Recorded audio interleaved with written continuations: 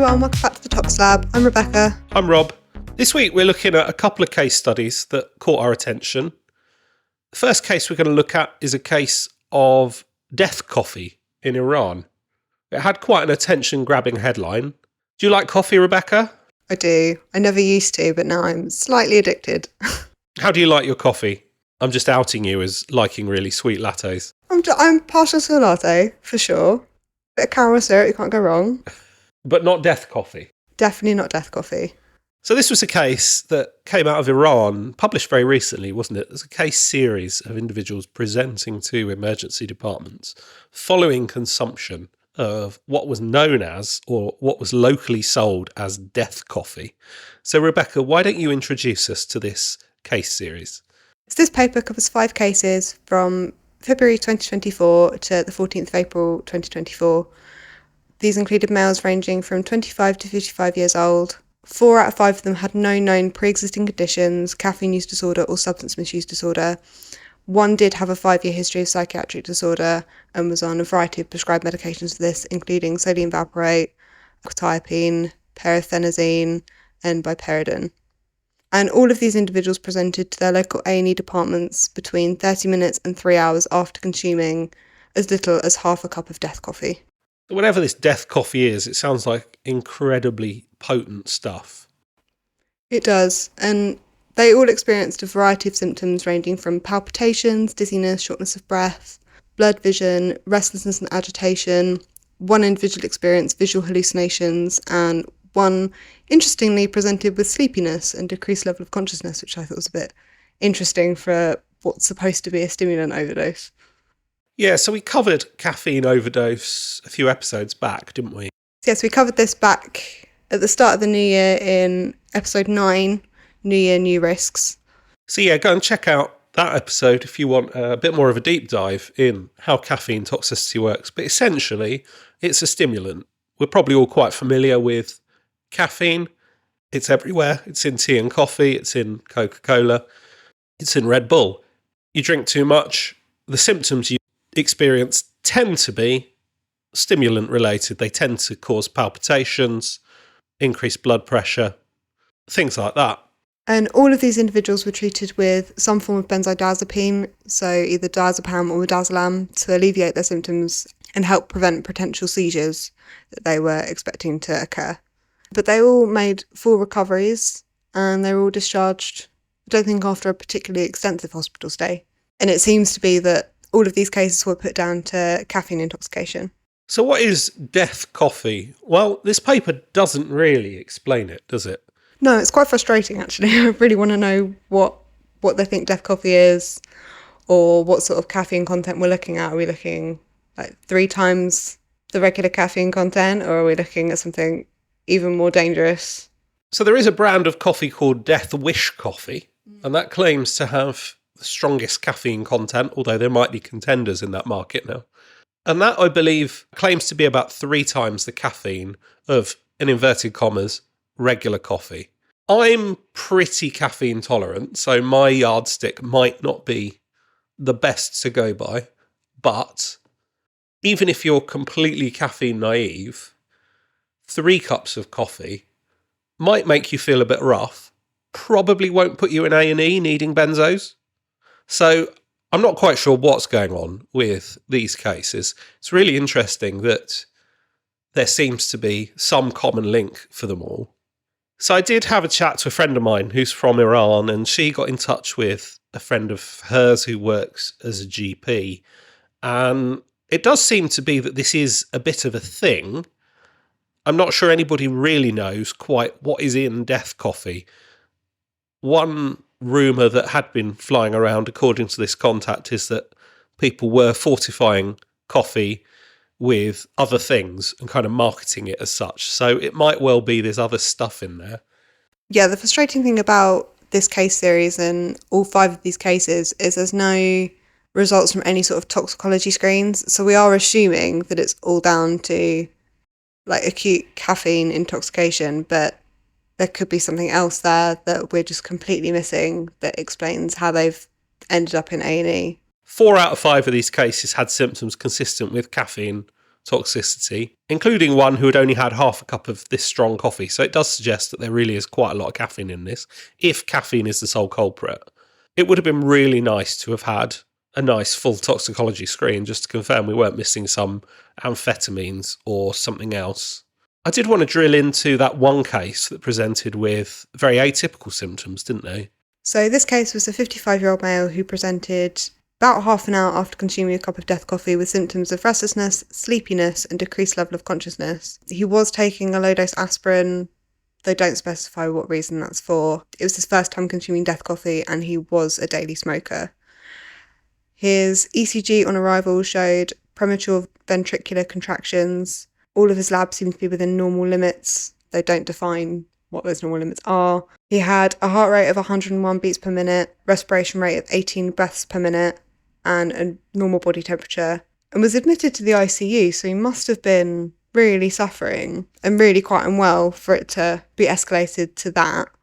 It's weird, isn't it? Something was clearly going on, but reduced levels of consciousness and sleepiness don't typically fit with what we see in caffeine toxicity. So, as I say, I find it really hard to believe that half a cup of even very strong coffee, even if that coffee is 3 times as potent as normal coffee, is likely to land you in the ITU. So I do wonder if there is more to this case series. How do these cases compare to the case we discussed in episode 9 in terms of the caffeine content? That was sort of grams, wasn't it? Really, really quite high dose. Yeah, that was a pre-workout measuring mistake gone wrong. So it was significantly more caffeine, I believe, than what they're implying they're being exposed to in these cases. So interestingly, in the UK, there doesn't seem to be a legal limit for how caffeinated your coffee is allowed to be. Although if you're selling anything with a caffeine content more than 150 milligrams per litre, it is supposed to have a warning label saying high caffeine content. So it's interesting that some of this high caffeine coffee can just be sold freely, but I don't think this is what we're looking at here, as I said. Okay, so let's move into our second case report.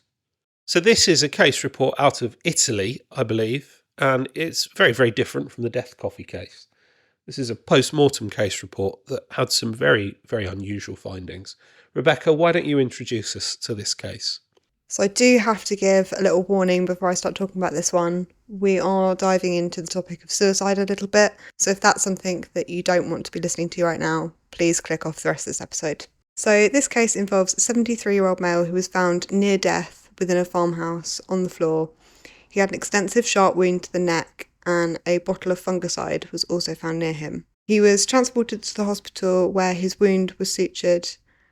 He presented hypothermic with pinpoint pupils that were not reactive to light. He was also hypoglycemic and had a metabolic acidosis with a raised lactate, and his blood pressure was only 65/60. He had a quite extensive medical history, so he was suffering with AF, which is atrial fibrillation, cardiac stenosis, dyslipidemia. He also had ischemic heart disease, and he died shortly after admission to hospital. There seemed to be no history of psychiatric disorders, no substance abuse, no previous attempts to end his life. So this was all a bit out of the blue. So an extensive medical history, although not an uncommon medical history, right? We see a lot of people who have got that sort of illness in the background. Yeah, nothing super strange, especially for someone of that age. So this individual underwent a post-mortem and was found to have a wound on his neck that was 8 centimetres by 3. They also undertook some toxicology testing and found Penconazole, which is a systemic triazole fungicide, and this was found in both blood and urine at a concentration of 6.35 milligrams per litre in peripheral blood and 4.68 milligrams per litre in his urine. And they attributed the death to both the cutthroat sharp injury and Penconazole poisoning. Triazole fungicides are a group of fungicides that act as demethylation inhibitors. These act to inhibit the enzyme CYP51, which inhibits C14 demethylation during the biosynthesis of ergosterol, which is an important component of fungal cell membranes, and therefore the fungi can't grow and they can't develop, and then they die, and that's how it acts as a fungicide. Interestingly, CYP51 is also found in humans and plays a role in cholesterol biosynthesis. Therefore, can imagine that being exposed to this type of fungicide will affect like the steroid hormone synthesis pathways and things like that. In terms of its toxic effects, there's not a lot of data out there that I could find anyway researching for this episode on humans, but it's known to cause hepatotoxicity, including hypertrophy and steatosis. It can also cause cardiac toxicity and neurotoxicity. When this individual presented to A&E, he did have metabolic acidosis, and what they think is an acute tubular injury was also seen in post-mortem. So that might indicate there's also a nephrotoxic effect in humans that hasn't been reported in animals at the moment. It could be due to the production of reactive oxygen species and apoptosis that's going on in the kidneys. So this was really quite an interesting case, wasn't it? You've got both two potential causes of death, a fatal neck wound, and also a really unusual finding on toxicology. Nothing to really compare that toxicology to. As you say, there's a lot of theoretical toxicity. I was able to find some LD50 data. I can't believe we're on episode 20-something, and we're only now just explaining what LD50 is. But an LD50 is an experimental way of expressing a compound's toxicity, and it's the concentration of a substance that kills 50% of a given population. So in this case, I was able to find LD50 in rats for penconazole of about 2,000 milligrams per kilogram, so really quite high grams of the substance per kilo of rat. On the other hand, it sounds like if there was a bottle found next to him, possibly had consumed a very, very large dose.